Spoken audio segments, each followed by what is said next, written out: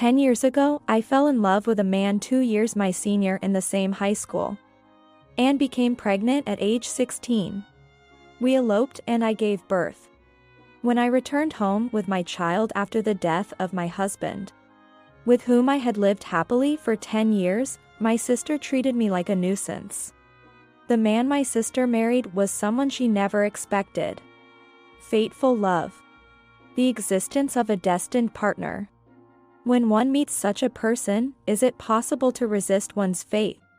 I met my fated partner when I was 16 years old. Now I am 26 years old, so that was 10 years ago. My name is Mia. I am a single mother of a 9-year-old girl and a 7-year-old boy.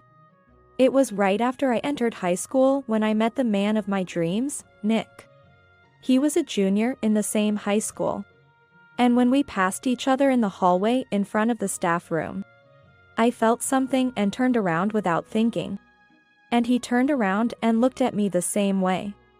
It was an eternal moment, I can't explain it, but it felt like that. At that moment, we fell in love. Nick said, "This may sound strange, but I think I'm going to marry you." I didn't think it was strange at all. I thought so too. I was an ordinary 16-year-old, not particularly beautiful, with only my health as my only merit, but at that moment, I felt as if I was the hero of a story. Nick was so brilliant that he was guaranteed admission to a national university. But he said to me, "It will be a student marriage. But let's get married after you graduate from high school." Shortly after he said this to me, I found out I was pregnant.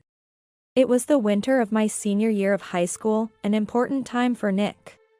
Nick said he would marry me instead of going to university and working for me and our child. But naturally, Nick's parents were strongly opposed. Nick's family was wealthy, with his father being an executive of a large company. Mia is only 16, isn't she? What about high school? Don't be swayed by fleeting emotions. Think about the future, Nick's father said to him. Why don't you think about marrying after graduating from university? You'll struggle, and your mother is against marrying and having a child at such a young age. Nick's mother also said, "Don't worry. I know a doctor who can handle it discreetly, so no one will know." When Nick's father said this, Nick and I decided to elope. Now that I'm a mother, I understand the feelings and words of Nick's parents. It's selfish, but if my child told me the same thing, I'm sure I would oppose it too. But at that time, for us, there was no other choice but to have and raise a child together. And even now, I do not regret that decision. We left a note for our parents, packed our bags, and slipped out of the house to head to LA. We didn't leave without any plan. We sought help from an acquaintance of Nick, whom he had been in touch with online since middle school, and who developed smartphone game apps. What? Nick is a high school student? And his girlfriend too? And she's pregnant? What a mess. The person we turned to was a man in his 30s named James. This is a surprise. I thought they were young, but at least over 20. If I'd known they were high school students, I would have stopped them.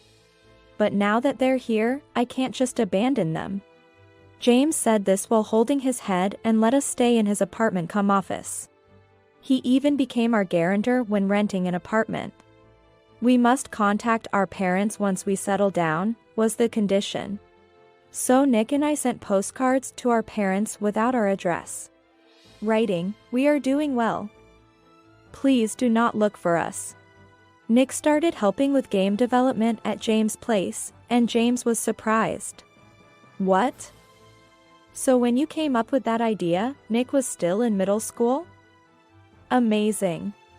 To think he could program like this self-taught. Nick had been involved in game development before. I took on the role of cleaning and preparing meals in our combined office and living space. And James was grateful, saying, "This is a big help. I usually eat out or live on store dishes and microwave food." At the same time as feeling good that helping my mother with cooking had paid off. I also felt a pang of sadness, remembering my parents. Then Nick and I registered our marriage, becoming husband and wife. We didn't have a wedding ceremony, rings, or a honeymoon. But we celebrated by buying a small cake just for the two of us. Our first child was a girl. And we sent postcards with a photo of the three of us to both sets of grandparents. Every Christmas, we sent family photos to our parents. The salary at James's place wasn't much, but as he said, "I'll give you a bonus if the app hits," and 2 years later, we received a substantial bonus. Around that time, I remember being very happy because I was pregnant with our second child. Our second child was a boy, and life was hectic but happy for our family of 4. Maybe we were drawn to each other so we could meet these kids. Nick said this, adoring our 2 children, and those days were irreplaceable and filled with happiness. However, nearly 10 years after we left home, one spring day, Nick suddenly collapsed. It was when Nick was 27, I was 25, our daughter Anna was 8, and our son Ben was 6. He had acute myeloid leukemia. I'm sorry, Mia. I've been hiding this from you. Before I entered high school, I had a bone marrow transplant from my brother. There was a chance of relapse, but I kept silent and married you. I'm sorry. Nick apologized to me from his hospital bed. No, even if I had known, I would have married you. I contacted Nick's parents, and they, along with his brother, rushed to the hospital. I'm sorry for being such a disappointing son, Dad, Mom. And sorry, brother, even though you became a donor for me. But I don't regret it. These nearly 10 years have been truly happy, thanks to Mia and the kids. The postcards you sent always looked so happy, I know that. His mother said, crying and holding Nick's hand. Thank you, Mia. Please take care of the children. Anna, Ben, I'm sad I won't see you grow up. Thank you. Those were Nick's last words. Crushed by grief, I knew I had to be strong for the children. For Nick's sake, I had to raise our children well. We held a simple funeral with only Nick's parents, brother, and some work colleagues we met after coming to LA. Nick's parents offered to have us live with them, but I said, I'm thinking of going back to my parents' house. I've worried about them for 10 years. They understood and said, let us know if you need anything. And Nick's father added, at least let us pay the children's education expenses in place of Nick. This offer was a great relief. I planned to work. But I was anxious about supporting 2 children on the income of someone with only a middle school education. We decided to accept their help until the children finished compulsory education, and agreed to visit Nick's parents with the kids during the school holidays. I returned to my parents' house.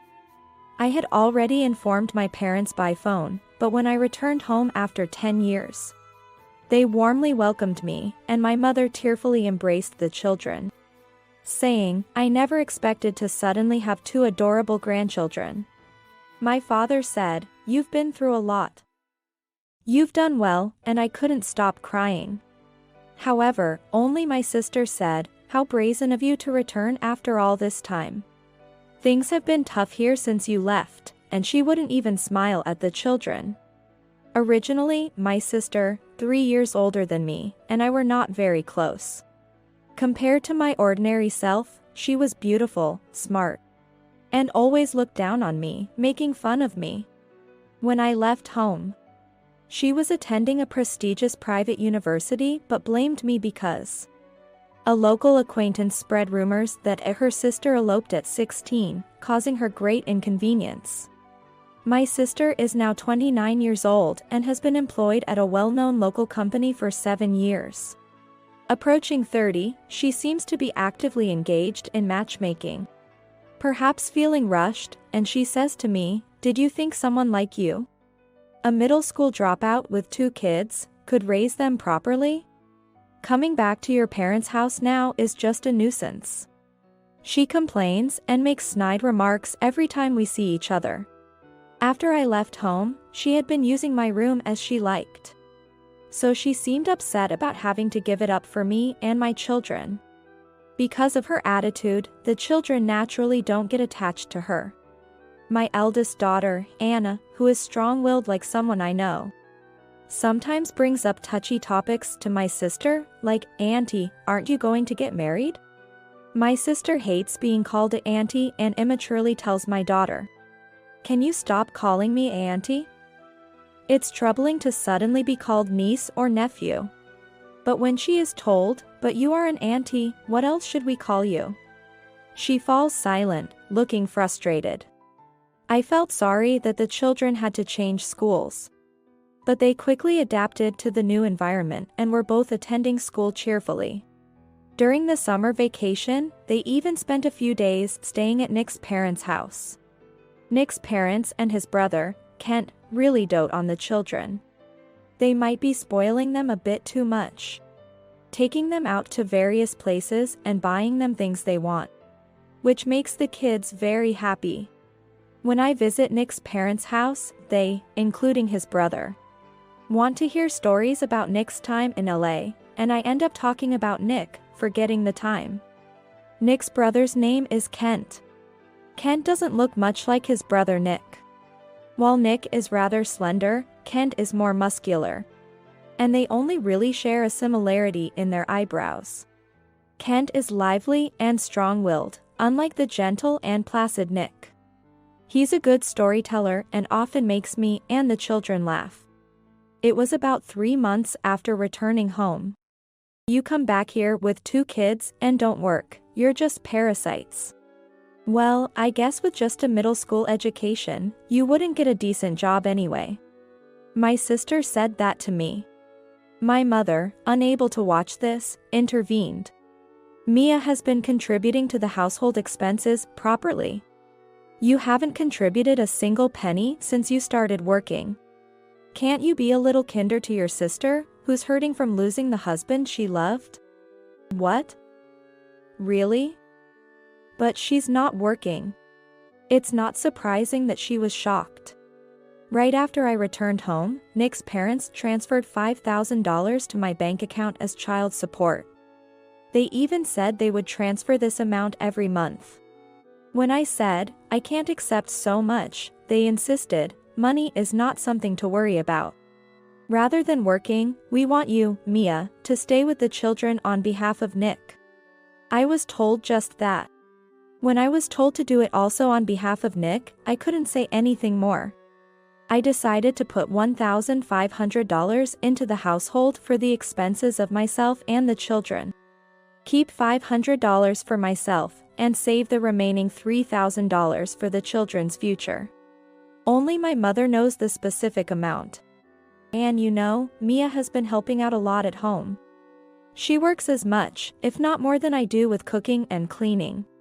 After hearing this, my sister retorted childishly, "Well, that's great. I'm about to get married soon." Her argument was nonsensical. I don't quite understand what's good about it, but if she's getting married, I think she should learn cooking. "Sis, if you're getting married, I think it's a good idea to learn cooking from Mom." This seemed to hit a nerve, as she replied, "I don't need your concern. I'm already attending a cooking class. I don't need to learn any poor-looking cooking." Hearing this, my mother got angry and said, "Sorry for our poor-looking cooking. Anyway, it's good news that her matchmaking is going well." Shortly after, my sister's marriage was settled. He's a doctor, 3 years older than her. In a rare good mood, my sister told me, "Hey, Mia, I hate to say this, but could you refrain from attending my wedding and reception? People from our hometown know you eloped, and it's bothersome to explain why you're back. You don't need to come to the family introductions either. It's embarrassing to have a sister who's a single mother and a middle school dropout." I thought this was just like my vain sister. Both my parents were furious, but my sister, having decided to marry a doctor, was defiant. I need dad and mom at the wedding, but once I'm married, I'll be part of another family, so I don't care what they think. She even suggested cutting ties with our parents. Dad, Mom, it's okay. Let's not fight as a family. I tried to mediate, but my sister scoffed, humph. Playing the good girl, huh, and retreated to her room. Auntie is mean, isn't she? My daughter Anna said this loudly enough for everyone to hear, and my parents just sighed deeply. A year after I returned home, my sister got married. It's true, I felt relieved that she was leaving our house. About 10 days after her marriage, my sister called. I'm coming over with souvenirs from our honeymoon. I was fine not going, but my husband wants to greet his sister-in-law. What? I thought I was supposed to be non-existent. I was under that impression. I accidentally slipped up during the honeymoon. I thought it was impossible to hide it forever anyway. It's fine now that I'm married. Perhaps now that she had secured her marriage, she no longer felt the need to pretend. I guess she must have been quite deceptive before the marriage. That day, my entire family, including the 2 children, waited for my sister and her husband. When the doorbell rang and my mom opened the door, I was shocked to see my sister's husband. What? Kent. What's this? Don't be so familiar. This is my husband, Kent. And this is my sister and her children, meeting for the first time. Ignore her, she's just good at having kids. My sister said this cheerfully, intending it as a joke, I guess. But Kent ignored her and looked at me. It is Mia, after all. There stood Nick's brother, Kent. What did you say? Kent spoke to my sister in a low voice. Oh, come on, she's just a shameless fool, just go back in, Mia. Kneel. Kent said this with a voice full of restraint, his fists trembling. What? Oh, you don't have to go that far. But since he says so, Mia, kneel. It's you who should kneel.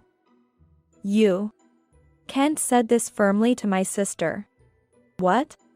My sister, confused, asked him to repeat, and he said sternly. Could you kneel and apologize?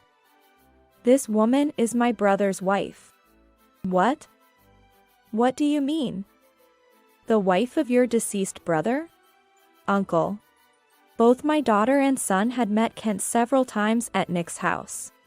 They were very fond of him, as he had taken them out before.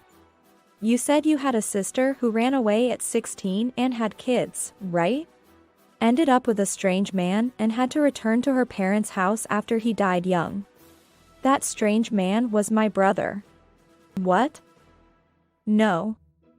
I didn't know. Why wasn't Mia at the family introduction? Why didn't you invite her to the wedding or the reception? It was hard to say that my sister is a single mother and a middle school dropout. I do think that if Kent had met me during the family introduction, this complicated situation could have been avoided. I agree my brother and your sister were reckless.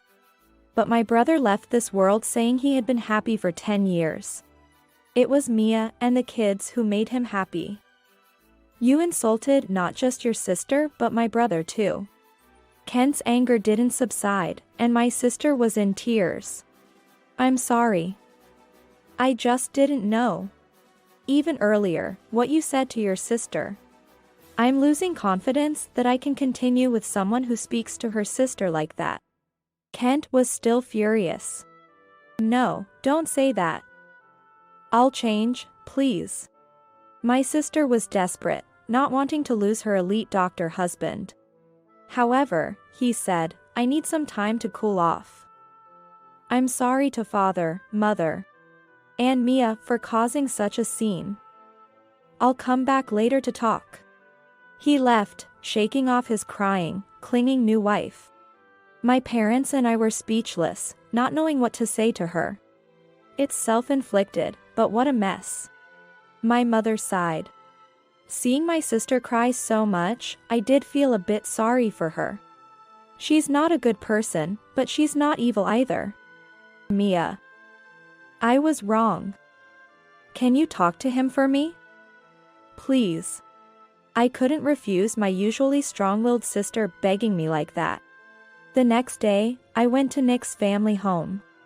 It seems there's quite a connection between our sons and you sisters. Nick's mother said this as she made coffee. You don't have to worry about me, brother-in-law. My sister is strong-willed, vain, and selfish, but she's not a bad person. I want her to be happy as her sister. Please give her another chance. As I said this, Kent made a shocking statement. I know I shouldn't say this, but I think I decided to marry your sister because she reminded me of you, Mia. What? Not just me, but even his parents were surprised. I've been looking forward to seeing Mia and the kids this past year. But I knew Mia was still thinking of my brother, so I decided to marry to give up. I should have waited until Mia forgot my brother. I didn't know how to respond to such a sudden statement. I don't think I resemble my sister that much. You do. Like when you smile and your voice. I thought it was nice, so I decided to marry, but I was wrong. I should have waited until Mia forgot my brother. I won't forget him. What? I will never forget Nick. But, you're still young, and the kids are attached to me. I want to make you happy instead of my brother. I'm sorry. Their father is only Nick. I have affection for Kent as Nick's brother, but nothing more. Kent, you've lost. It's unreasonable to propose to your newlywed wife's sister. No matter the circumstances. Kent looked dejected as his mother scolded him. He's always been a bit selfish and impulsive, not considering others' feelings. Kent looked even more downcast after his father's harsh words. Nick was kind. I never saw him angry or heard him say bad things about anyone. But I was happy when you got angry at my sister. I don't mind what is said about me. But I couldn't stand hearing Nick badmouthed. Thank you. When I said that, Kent seemed to deflate and said in a disheartened voice, guess it's no good, huh? Of course it isn't. Besides, divorcing now would only make things harder for Mia and the kids than before. She had heard about my sister's behavior towards me from Kent and thankfully spoke up for me. Nick's father is a strong-willed and selfish? Sounds like Kent. You two are similar. So you should be able to make it work. Give up on Mia. His words seemed to prevent my sister's divorce. Don't worry, Mia. I'll straighten your sister out. Nick's mother said this with a smile. It was a surprising side of her, usually so gentle. Thank you, Mia. I'm sorry for everything. I appreciate it. Saying this, my sister returned to her husband's home. Before her marriage, she was ready to cut ties with our family. But now she visits quite often, bringing cakes and sweets that my kids and I like. This was unimaginable before. That mother-in-law, she looks kind, but she's so strict. She mostly comes to complain about her life after marriage. It seems like Nick's mother is indeed reforming my sister, as she had declared. A strict mother-in-law is just what you need. My mother's response was a bit cold, but she was happy that the divorce was avoided. It seems my sister and her husband, both strong-willed, have their fair share of fights, but they seem to be managing well. Honestly, I thought I couldn't get along with a man who demands an apology by kneeling. So maybe my sister and Ken are well suited for each other. Sometime later, I got a message from James in LA that a new game was finished. It was the game Nick had last worked on. I downloaded it immediately and showed it to my kids, Anna and Ben, saying, "This is the game your dad was working on last." The game featured a brother and sister, named Ben and Anna. Yes, they were modeled after our children. Dad made this? That's amazing. Is this me and sister? Awesome. The kids were amazed, looking at the game screen. It's a game filled with Nick's love, but I found myself crying and couldn't progress much. Upon clearing the game, the screen displayed, "Thank you." The same as Nick's last words. Thank you too. I was happy to have met you.